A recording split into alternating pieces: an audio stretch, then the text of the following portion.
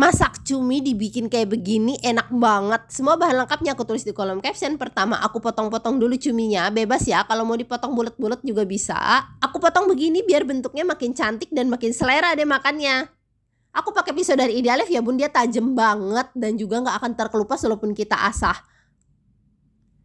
Pisaunya terdiri dari berbagai macam variasi, ada guntingnya juga dan ada asahannya. Next aku cincang-cincang, kalau udah aku potong juga tomatnya.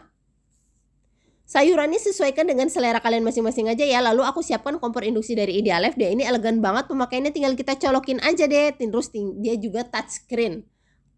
Tumis dulu bawang merah dan bawang bombaynya sampai harum.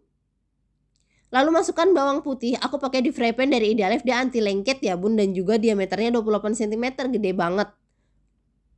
Masukin cabai dan juga tomat. Aduk-aduk yang rata, masukin juga semua bahan sausnya. Kasih air dan juga kita masukin deh kapri dan sayuran lainnya. Jangan lupa masukin cuminya juga ya bun.